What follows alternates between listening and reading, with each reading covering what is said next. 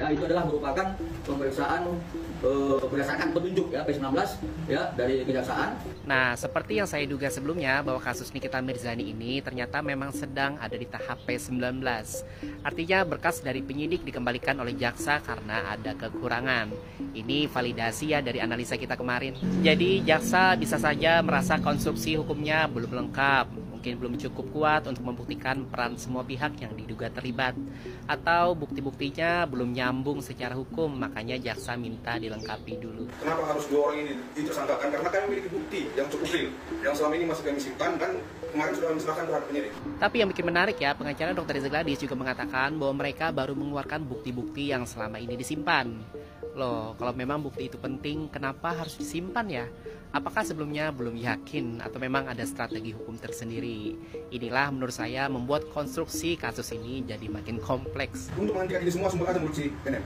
Itu inti dari keterangan dalam video tersebut. Terima kasih. Yang nyuruh. Ya, yang pasti hanya menyuruh untuk menyumpel menurut si NM dengan buah. Sekarang kita masuk ke inti bukti baru yang dimaksud. Ada frasa dari seseorang yang diduga Dr. Oki yang katanya menyarankan untuk mengakhiri semua ini, sumpal saja mulutnya Nikita Mirzani dengan uang. Secara hukum, kalau memang betul frasa ini disampaikan oleh Dr. Oki, maka ini bisa ditafsirkan sebagai inisiatif atau perintah secara verbal. Tapi tetap saja guys, pilihan ada di tangan Dr. Reza Gladys. Dia yang memutuskan apakah mau memberikan uangnya atau tidak. Ini bukan soal ancaman nyawa atau tekanan yang luar biasa ya guys. Beliau punya kapasitas finansial, punya pamor, dan bisa klarifikasi di medsos atau lewat jalur hukum. Jadi agak tidak masuk akal ya kalau hanya karena tudingan soal produk yang berbahaya sampai-sampai bisa rela membayar 4 miliar hanya demi meredam seseorang. Jadi menurut saya inilah yang ngebikin jaksa itu mungkin ragu dan perlu waktu untuk memastikan siapakah pelaku utamanya, siapa yang perantaranya, dan apakah ada niat jahat bersama. Tulis pendapat kalian di kolom komentar ya. Apakah menurut kalian uang 4 miliar itu bisa disebut pemerasan? Ataukah inisiatif bersama atau malah kekonyolan hukum? Jangan lupa ini edukasi bukan provokasi.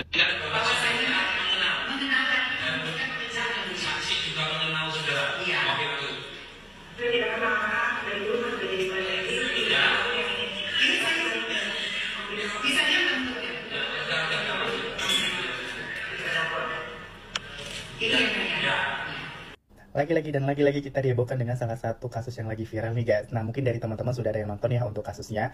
Nah hari ini kita dihebohkan dengan kasus persidangan Isa Jega yang sebelumnya dilaporkan karena atas pencemaran nama baik nih guys. Nah dalam persidangan tersebut guys, ternyata dihadirkan seorang Nikita Mirzani sebagai saksinya guys. Nah mungkin kita tahu ya bahwa Isa Jega dan Nikita Mirzani ini sudah terjadi perseteruan hebat sebelumnya ya. Nah di persidangan tersebut ternyata Nikita Mirzani diminta sebagai saksinya nih guys. Nah pada video tersebut guys, pada saat berjalannya persidangan, tiba-tiba si Isa Jega ini menyuruh Nikita Mirzani untuk diam pada saat dia melakukan speak up. Nah di sini mungkin terlihat ya bahwa Isa Jega ini memang terlihat kesel nih pada saat si Nikita Mirzani melakukan perdebatan ataupun sanggahan. Nah bukan itu juga guys, ternyata pada saat Nikita Mirzani ini disuruh untuk speak up, ternyata dia punya banyak bukti nih guys atas kasus yang dilakukan oleh Isa Jega. Dan terlihat juga Isa Jega itu panik nih pada saat Nikita Mirzani melakukan speak up dan memberikan buktinya guys. Nah jadi menurut kalian gimana guys atas kasus persidangan yang dilakukan oleh Isa Jega? Mungkin kita bisa lihat ya dalam video tersebut terjadi kehebohan nih antara Nikita Mirzani, Isa Jega, dan juga pengacaranya si Isa Jega sendiri. Nah menurut kalian juga gimana nih sikap yang dilakukan oleh Isa Jega tersebut? Apakah pantas di forum resmi seperti ini melakukan tindakan yang menurut aku kurang sopan? Kalau kalian punya pendapat lain silahkan nanti kalian komen di kolom komentar aja ya. Oke. Kan itu ada undang-undang, ada aturannya. Itu aku tahu betul. Ya jadi kalau Nando keberatan, itu aku tahu betul.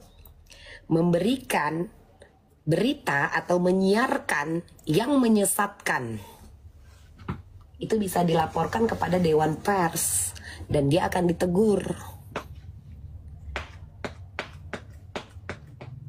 Memberikan berita yang menyesatkan bukan bahasa menggiring opini. Nando S yang followernya 200k, yang sering live nge-like, kadang pecah-pecah kak, kadang tulang pipi di sini kulitnya masih ketinggalan dia di sini kak. Kalian nonton nggak kemarin? Nah yang manis sekali kalau dapat paus. Nah 30 menit sebelum dia off waktu live-nya di Polda, dia ada ngomong 2 Mei akan P21. Dia siapa? bisa ngomong kayak gitu, kok bisa bocor sama si Nando? Bukankah tidak boleh? Pers juga kan ada aturan, wartawan kan ada aturan, tidak boleh memberikan berita yang menyesatkan. Iya kan? Ini dari aku yang selalu kalian bilang aku buta hukum, fokus aja jualan tas. Kau bukan ahli hukum, kau nggak ngerti, ini duniamu. Kan aku selalu dijudge-nya seperti itu. Mainanku lapangan, sayang.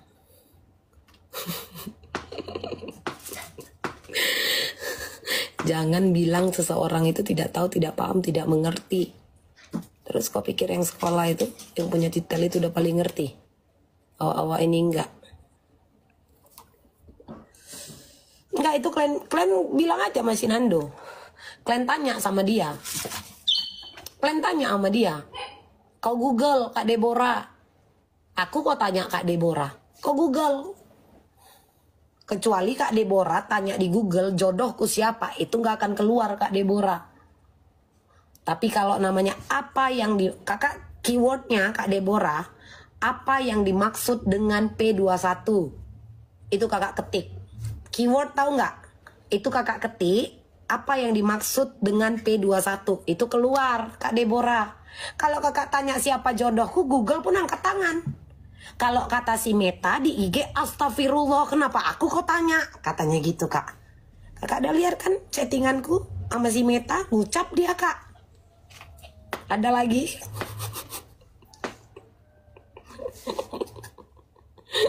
Biar gak terlalu tegang. Tapi ini benar. Maksudku, Nando itu gak boleh begitu. Gak boleh.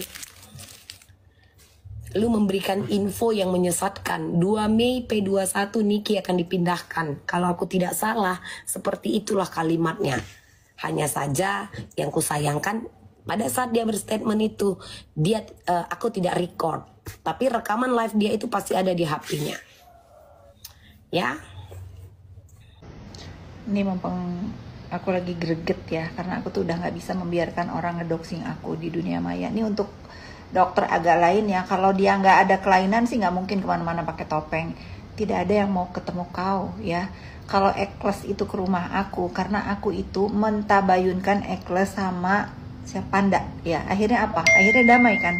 Akhirnya damai kan? Panda nggak bikin rusuh lagi, Ekles juga sudah tabayun lah istilahnya gitu, nggak usah aku jelasin. Nah, kau ini yang agak lain ya. Kau katanya tahu agama, beriman banget sehingga menista-nistakan orang lain. Harusnya ya kau itu malu ada orang menyadarkan kau. Yang nyenggol-nyenggol aku aja dari pertama kau ya. Telepon ke si Pak Ketua yang berakhirnya di blok. Kok aku yang disalah? Kau yang si Fitri pas udah dijawab, Kak Fitri adalah saudara saya. Nah, baru kau bilang, iya beliau. Agak lain emang kau ya. Nggak ada yang mau. Berkas dikembalikan oleh jaksa. Sulit ya. Masih sulit untuk P21.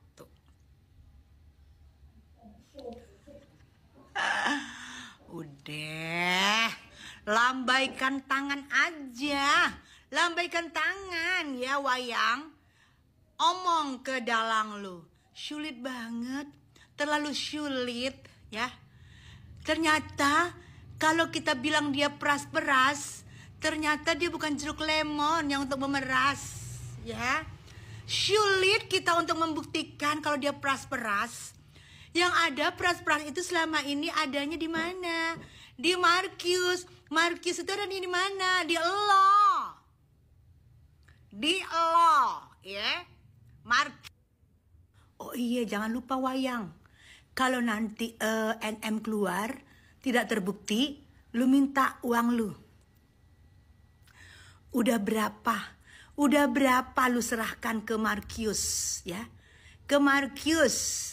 Ditelan sama Markius ya, ditelan. Lu tahu ditelan. Dikasih juga kagak, ditelan. Takut ya? Masa takut sama Nikita Mirzani? Takut sama Tuhan ya. Dan bala-balanya ini keburu kesenangan, keburu apa gitu. Padahal yang gue maksud gue pargoy di Monas itu tandanya gue merayakan kebebasan Nikita Mirzani. ya, bukan karena gue mengolok-olok, kecuali gue bilangnya nanti kalau dia di penjara gue mau pargoy, ya itu baru gue itu mengolok-olok dia gitu loh. Jangankan cuman pargoy ya, ngomong aku boxing sama Nikita Mirzani pun aku oke. Jadi jangan bahasa-bahasa kalian itu kayak bahasa-bahasa mengadu. Takut ya, ini ya, gitu ya. Ini orang sedang mereaction sebuah berita perkara di mana ada salah seorang public figure yang melakukan pemerasan dan telah ditetapkan sebagai tersangka, lalu dilakukan penahanan, ya. Makanya kita tunggu di persidangan untuk bukti-bukti yang akan diungkapkan oleh Nikita Mirzani untuk membebaskan dirinya, begitu.